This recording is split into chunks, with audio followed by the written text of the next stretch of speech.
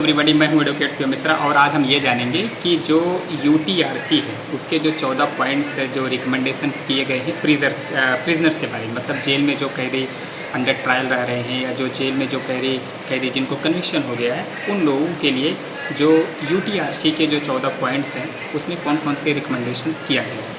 तो सबसे पहली जो उसमें कैटेगरी बांट दी गई है, 14 तरीके की कैटेगरी बताई गई है कि किन किन लोगों को यूटीआरसी की तरफ से रिलीफ दिया जाए। तो सबसे पहली जो कैटेगरी है उसमें वो बनाए गए हैं कि जो हमारे प्रीवियस सीआरपीसी की बातें हैं 436A, जिसमें ये है कि अगर किसी कोई ऐसा पर्सन है जिसको जेल भेज दिया गया लेकिन उसमें जितनी सज़ा है, जैसे अगर हम चोरी की बात करते हैं 379 का ऑफेंस का एलिगेशन है, उसमें जो 3 साल तक की सज़ा है, अगर वो पर्सन 1.5 साल से ज़्यादा का समय अगर कस्टडी में रहता है तो 436A के तहत उसको डिफ़ॉल्ट एक तरीके से समझिए उसको बेल पे छोड़ दिया जाता है। तो इस तरीके का जो जैसे 420 के ऑफेंस है उसमें 7 साल तक की सज़ा, अगर कोई पर्सन अगर 3.5 साल से ज़्यादा का समय जैसे बीतता है तो वो 436A में उसके पास जो वो है कि उसको बेल दे दिया जाना चाहिए। मतलब पनिशमेंट अगर कोई ट्रायल है, अगर उसका आधे समय तक वो जेल में रहा है तो उसको बेल देने का प्रोविज़न दिया गया है। ये पहली यूटीआरसी की जो पहली रिकमेंडेशन है उसमें इस कैटेगरी के लोगों को रखा गया है। दूसरी कौन सी कैटेगरी में रखी गई? दूसरी उस तरीके की कैटेगरी में रखी गई है कि कुछ ऐसे भी लोग होते हैं जिनको कोर्ट ने बेल दे दिया बट वो अपना जमानतदार नहीं प्रस्तुत कर पा रहे हैं, सिक्योरिटीज़ नहीं कर पा रहे हैं। जैसे किसी पर्सन को डिस्ट्रिक्ट एंड सेशन कोर्ट ने बेल दे दिया, उसमें उन्होंने 1 लाख रुपए उसके सिक्योरिटीज़ के लिए लगाए, लेकिन वो पर्सन अपनी 1 लाख रुपए सिक्योरिटीज़ जमा नहीं कर पा रहा, मतलब ज़मानत की कंडीशंस को फॉलो नहीं कर पा रहा, जिसके कारण से वो जेल में रहे। इन सब तरीक़ों से निपटने के लिए भी जो यूटीआरसी के जो रिकमेंडेशन है प्रिजनर्स के लिए, उसमें इस टाइप की कैटेगरी को भी रखा गया है कि इसमें उनको भी बेनिफिट दिया जाना चाहिए। तीसरी कैटेगरी क्या है यूटीआरसी की, जिसमें जो ऑफेंस है जो सुलह किया जा सकता है, जैसे सपोज दैट 379 के ऑफेंस है वो भी सुलह समझौता किया जा सकता है। 420 के ऑफेंस है, मैं प्रीवियस आईपीसी के बारे में बातचीत कर रहा हूँ, वो भी सुलह समझौता की बातें हैं। 323 के ऑफेंस है वो भी कंपाउंडेबल की जो लिस्ट है वो 320 सीआरपीसी जो पहले वाले थे उसमें पूरी लिस्ट दी गई थी कि कौन कौन से ऑफेंस है जिसमें पार्टीज आपस में कंप्रोमाइज़ कर सकती है। जैसे यूपी में 506 का ऑफेंस है वो भी कंपाउंडेबल है लेकिन उसमें कोर्ट की परमिशन की ज़रूरत पड़ती है, उसमें पूरी कैटेगरी बांटी गई है। तो यूटीआरसी के जो तीसरी रिकमेंडेशन है उन प्रिजनर्स के लिए है कि जो लोग जेल में बंद हैं कंपाउंडेबल ऑफेंस में जो लोग बंद हैं। और चौथी कौन सी कैटेगरी है? चौथी कैटेगरी उन लोगों के लिए है कि जो 436 सीआरपीसी में जो बेल है, बेलेबल ऑफेंस के लिए। वैसे भी इसके बारे में लेजिस्लेशन ने पहले से ही एक रूल्स दे रखा है कि अगर कोई पर्सन बेलेबल ऑफेंस में जेल भेज दिया जाता है तो अगर वो 7 दिन तक अपना अगर वो बेल बॉन्ड नहीं एक्सेप्ट कर पाता तो माना जाता है कि वो गरीब पर्सन है और उसको उसी तरीके से ट्रीट किया जाता है। ज़्यादातर 151, जैसे पहले की बातें मैं कर रहा हूँ, 151 की जो कार्रवाई करते थे एसटीएम, उसमें लोगों को जेल भेज देते थे। जेल भेजने के बाद ये होता था कि अगर 7 दिन तक वो जमानत नहीं दे पाता तो फिर यही है कि उसको एक गरीब आदमी की कैटेगरी में देखा जाएगा और उसके लिए जो लेजिस्लेशन है 437 में जिस तरीके से प्रोविज़न दिया है उस प्रोविज़न को भी वहाँ पे कंसिडर किया जाएगा। तो सबसे पहले कौन सी कैटेगरी? 436 सीआरपीसी, आधे साल से ज़्यादा के लिए रिकमेंडेशंस दिया गया है। दूसरी जिनके पास बेल हो गई, सिक्योरिटीज़ नहीं कर पा रहे हैं। तीसरा कंपाउंडेबल ऑफेंस के बारे में। चौथा जो बेलेबल ऑफेंस से रिलेटेड जो मामले हैं उससे रिलेटेड जो ये रिकमेंडेशन है प्रिजनर्स के लिए, उसमें यूटीआरसी के रिकमेंडेशन दिया गया है।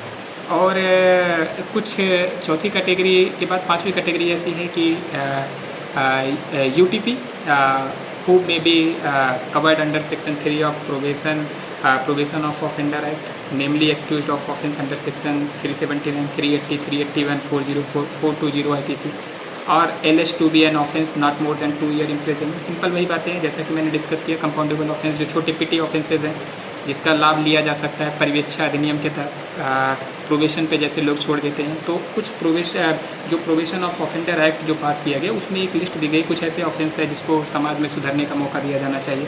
एक एक्ट पास किया गया उसमें उस ऑफेंसेस की कैटेगरी बताई गई है जिसमें कोर्ट उसको सज़ा ना दे के उसको प्रोबेशन पे छोड़ देता है। प्रोबेशन का सीधा मामला ये है कि उसको डांट के छोड़ देना या उसको परिवीक्षा नियम का लाभ दे देना कि पहली बार ऑफेंस किया। अच्छा, ये इसमें एक्ट आप जब पढ़ेंगे तो उसमें पूरी कैटेगरी दी गई थी। पहली बार अगर ऑफेंस किया गया, छोटे ऑफेंसेस हैं तो कोर्ट उसको छोड़ देती है।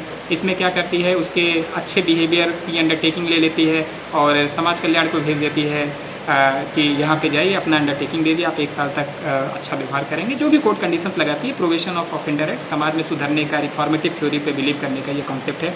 तो यूटीआरसी के रिकमेंडेशंस में जो 5वीं रिकमेंडेशंस है प्रिजनर्स के लिए, उसमें इस टाइप के लोगों के बारे में भी डिस्कस किया गया है। और किस तरीके के बारे में डिस्कस किया गया है, और जो एक और कैटेगरी होती है जैसे कन्विक्शन जिसको हो गया, कन्विक्शन जिसको हो गया, convict who have undergone their sentence और are entitled to release because of remission granted to them. जैसे सेंस ऐसा है कि जिसको जितनी सज़ा दी गई है वो सज़ा उन्होंने पूरी कर ली है डेफिनेटली, उसके बाद भी उन लोगों के लिए रिकमेंडेशंस दिया गया है। और या फिर कुछ ऐसे लोगों को जो रिमिशन का लाभ दे दिया जाए स्टेट गवर्नमेंट, जैसे यूपी की बात करते हैं, अगर आपका अच्छा व्यवहार है, पहली बार आपने ऑफेंस किया, अगर मान लीजिए आपको आजीवन कारावास की सज़ा दी गई है, 10 साल तक आप जेल में रहे हैं, तो यूपी गवर्नमेंट क्या करती है, गवर्नमेंट, ये बेसिकली राज्यपाल और ये स्टेट का वर्क है कि उसको रिमिशन कर दिया जाए, तो उसकी सज़ा को छोटा कर दिया जाता है। तो इस तरीके के लोगों को भी जो यूटीआरसी के जो 14 पॉइंट्स है रिकमेंडेशन ऑफ प्रिजनर, उसमें भी इस तरीके के लोगों के बारे में भी डिस्कस किया गया है। कुछ और कैटेगरी बांटी गई है, जैसे UTP under trial prisoner become eligible to be release on bail under section 167 sub clause 2, that is a called default bail के बारे में। लेकिन बट जो under trial prisoner become eligible to be release on bail under section 167 sub clause 2, sub clause A, 1 and 2 of the code, read bit section 36A of the NDPS Act 1985, and where investigation is not completed within 60, 90 and 180 days। जैसे कि हम लोगों को पता है कि जो default bell की, जो CRPC के बारे में डिफ़ॉल्ट बेल की जो कंडीशन है 167 में दिया गया है। जैसे अगर 10 साल तक के ऑफेंसेस का एलिगेशन है तो इन्वेस्टिगेशन ऑफिसर को 60 डेज़ के विदिन 60 डेज़ आपको चार्जशीट फाइल करनी होती है, इन्वेस्टिगेशन पूरा करना होता है। अगर नहीं करते हैं तो एक्यूज़्ड को डिफ़ॉल्ट बेल मिल जाती है। ऐसा ये लेजिस्लेशन ने पहले से बनाया। जैसे कुछ ऐसे ऑफेंसेस हैं जिसमें 10 साल से ज़्यादा की सज़ा है, जैसे 302 के केसेस हैं, लाइफ इम्प्रिजनमेंट है, डाउरी डेथ के केसेस हो गए, या फिर अगर आप देखेंगे रॉबरी के केसेस हो गए। तो इन सब केसेस में इन्वेस्टिगेशन को सीरियस नेचर के केसेस हो, तो इसमें इन्वेस्टिगेशन ऑफिसर को क्या किया जाता है, इसमें 90 डेज़ का टाइम दिया जाता है चार्जशीट फाइल करने के। लेकिन स्पेशल एक्ट के बारे में बात किया जाए, NDPS के बारे में जैसे बात किया जाए, तो NDPS में 180 डेज़ है। इवन दैट अगर हम यूपी गैंगस्टर एक्ट की बात करें तो उसमें भी अप्रॉक्सीमेट समय बहुत ज़्यादा है। तो डिफ़ॉल्ट बेल की कंडीशंस के लिए मतलब जो अगर वो विद इन टाइम पीरियड में अगर वो इन्वेस्टिगेशन पूरी नहीं हो पाती है तो भी एक्यूज्ड पर्सन का ये राइट होता है कि उसको डिफ़ॉल्ट बेल दिया जाए। इस कैटेगरी के लोगों को भी यूटीआरसी के जो रिकमेंडेशन है प्रिजनर के लिए, उसमें इस कैटेगरी के बारे में भी सोचा गया है। और किस लोगों के under trial prisoner who are imprison for offence which carry a maximum punishment of 2 years। कुछ ऐसे अंडर ट्रायल प्रिजनर है जो इस ऑफेंसेस में बंद है जिसमें 2 ही साल तक की सज़ा, ऐसे लोगों को भी कैटेगरी के लिए रिलीफ देने के बारे में इसमें विचार किया गया। जैसे बहुत छोटे छोटे ऑफेंस है, 504 में कोई आदमी जेल गया, 323 में कोई आदमी जेल गया है, या फिर एक्साइज एक्ट में कोई आदमी जेल गया, उसमें बहुत पिटी ऑफेंसेस इसमें लेजिस्लेचर में कम सज़ा का प्रोविज़न किया है। तो अगर 2 साल तक की जिसमें सज़ा है, उस टाइप के ऑफेंसेस के बारे में, जैसे 352 के ऑफेंसेस, तो इन सब चीज़ों में हम पहले वाली बातें कर रहे हैं जो IPC या CRPC जो हमारा था, क्योंकि जो रिकमेंडेशन पास हुए थे वो पहले ही पास हुए थे जब BNS नहीं आया था, BNSS नहीं आया था, मतलब जो नया क्रिमिनल बिल था वो पास नहीं हुआ था, उसके पहले ही ये UTRC के रिकमेंडेशंस आ चुके थे। इसके लिए हम इसके बारे में डिस्कस कर रहे हैं। तो और किस कैटेगरी के बारे में, उस कैटेगरी के बारे में जैसे under trial prisoner who are detain under chapter 8 of the CRPC। इसका मतलब ये हुआ कि 107, 108, सेक्शन 109 और सेक्शन 151 ऑफ द CRPC, जो STM ज़्यादातर STM की कोर्ट इस टाइप के मामले को डील करती है। इस टाइप के लोगों के बारे में भी UTRC के रिकमेंडेशन के बारे में बताया गया है। कुछ और कैटेगरी बताई गई। और कैटेगरी क्या है, under trial prisoner who are sick और infirm and require specialized medical treatment. कुछ ऐसे लोग हैं जो जेल में बंद है लेकिन उनकी तबीयत अच्छी नहीं है, वो लोग बहुत गरीब आदमी हैं, या फिर उनको बहुत मेडिकल ट्रीटमेंट की बहुत ज़्यादा ज़रूरत है। तो इन सब लोगों के लिए भी जो UTRC है उसके रिकमेंडेशन में इन लोगों को भी एक कैटेगरी दिया गया है। अच्छा, वीमेन ऑफेंडर्स के लिए भी एक अलग कैटेगरी बताई गई, इसमें भी उनको मेंशन किया गया है। जो अंडर टाइप प्रिजनर जो बेसिकली वो वीमेन है, उन लोगों के लिए भी एक अलग कैटेगरी दी गई है। उसमें भी इनके बेटरमेंट के लिए, इनके रिफॉर्मेशंस के लिए UTRC के रिकमेंडेशंस में इनके भी एक अलग कैटेगरी बनाई गई है। कुछ और कैटेगरी क्या है?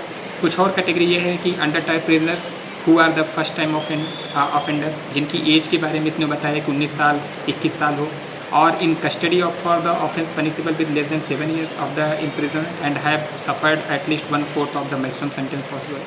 मतलब उसमें एक अलग कैटेगरी बना है, जैसे जो लोग पहली बार ऑफेंस कर रहे हैं और जिनकी एज, जो लोग यंग हैं 19 साल से 21 साल के बीच में है, पहली बार ऑफेंस कर रहे हैं और वो लोग कस्टडी में हैं, उनके लिए रिलीफ, उनके लिए प्रपोजल दिया गया है, उनके लिए रिकमेंडेशंस दिया गया है UTRC के 14 पॉइंट्स में। उन लोगों के लिए भी रिकमेंडेशन दिया गया। और जैसे बेसिकली ये उन लोगों के बारे में बात है जैसे पहली बार ऑफेंस की 19 साल 21 साल एज है, साथ ही साथ जो ऑफेंस है उसमें पनिशमेंट 7 साल से कम की है, और उन्होंने अपना 7 साल में 1/4 बार को जेल में बिता लिया है। उन लोगों के लिए भी रिलीफ देने के बारे में बताया गया है UTRC के रिकमेंडेशंस के बारे में। और क्या रिकमेंडेशंस दिया गया है? और रिकमेंडेशंस दिया गया है हु आर ऐसे लोगों के बारे में जो अनसाउंड माइंड है, और इसके बारे में भी CRPC के चैप्टर मुझे जहाँ तक लगता है 25 में इसके बारे में डिस्कस किया गया। अनसाउंड माइंड के बारे में जो लोग पागल हैं और जिनका दिमाग सही से काम नहीं कर पाता है। वैसे अगर देखा जाए बहुत बेसिक चीज़ें हैं कि क्राइम जो होता है वो एक्टिस रिया प्लस मेंस रिया होती है, लेकिन बहुत से ऐसे एक्ट है जिसके लिए मेंस रिया की ज़रूरत नहीं होती है, और ऐसा नहीं है गिल्टी इंटेंशन, गिल्टी माइंड। वैसे ये सब चीज़ें कोई भी क्राइम करने के लिए सब एसेंशियल पार्ट है। बिना मेंस रिया के कोई एक्ट हो ही नहीं सकता, लेकिन लेजिस्लेशन में ऐसी ढेर सारे एक्ट हैं जिसमें मेंस रिया की ज़रूरत नहीं पड़ती। जैसे एग्जांपल के लिए डिफॉर्मेशंस का केस हो गया, टॉर्ट के केस में मेंस रिया की ज़रूरत नहीं पड़ती है। और ऐसे IPC में भी कई ऐसे ऑफेंसेस हैं जिसमें मेंस रिया की ज़रूरत नहीं पड़ती। सपोज दैट जैसे जो हमारे यहाँ का जो हमारे यहाँ का जो एक्ट है, जो हमारे यहाँ के जो कानून है, उसमें ये माना गया है कि पूरे इंडिया के जितने लोग हैं, और या फिर इंडिया के बाहर, जो इंडिया के बाहर भी लोग अगर वो इंडिया में आते हैं तो ये प्रिजम्पशन है कि उनको लॉ के बारे में जानकारी। कोई आदमी लॉ के बारे में उसको एक्सक्यूज़ नहीं दे सकता कि मुझे जानकारी नहीं थी इसलिए मैंने ऐसा ऑफेंस किया, तो ये एक्सक्यूज़ नहीं है। तो बेसिकली हमारे जो UTRC के जो रिकमेंडेशन है प्रिजनर्स के लिए, उसमें उन लोगों के बारे में भी बेहतर तरीके से बताया गया है जो लोग अनसाउंड माइंड हैं और जिनके बारे में CRPC के चैप्टर 25 में जिसके बारे में डिस्कस भी किया गया है, तो उसकी भी कैटेगरी दी गई। एक और कैटेगरी मुझे जहाँ तक लग रहा है 13 ऐसी कैटेगरी हो गई हैं। 14वीं कैटेगरी जिसके बारे में बताया गया है कि under type prisoner eligible for release under section 437 सब plus 6 of the CRPC, where in a case trial by magistrate and the trial of a person accused of non-bailable offence has not been concluded within a period of 60 days from the first date fixed for taking evidence in the case। Generally हमने बहुत से ऐसे case में benefit लिया है कि magistrate trial case है और वो आदमी लगातार जेल में है, और 437 सब प्लस 6 में ये प्रोविज़न दिया गया है कि चार्ज फ्रेम होने के 60 दिन के अंदर में अगर ट्रायल कंप्लीट नहीं होता है तो भी उस पर्सन को बेल पे देने के बारे में ऐसा बताया गया। ऐसा हमारे CRPC में भी है। कई बार मैंने इसका बेनिफिट लेने की कोशिश किया है, लेकिन इसमें मजिस्ट्रेट का डिस्क्रिप्शन है। अगर मजिस्ट्रेट नहीं देता है तो डेफिनेटली मजिस्ट्रेट को एक अच्छा रीजन्स, एक सॉलिड रीजन्स, एक बेहतर रीजन्स करना होगा। बट ओवरऑल जो हमारे CRPC में पहले से मौजूद थे उन सारे लोगों की एक कैटेगरी बनाई गई है, और उन कैटेगरी में जो अंडर टाइप प्रिजनर है, जो लोग जेल में हैं, उन लोगों के लिए, और जो उनको सज़ा हो भी गई है उन लोगों के लिए भी जो UTRC के 14 जो पॉइंट हैं उनको रिकमेंड किया गया है प्रिजनर्स के लिए। तो उम्मीद करते हैं इन सारी चीज़ों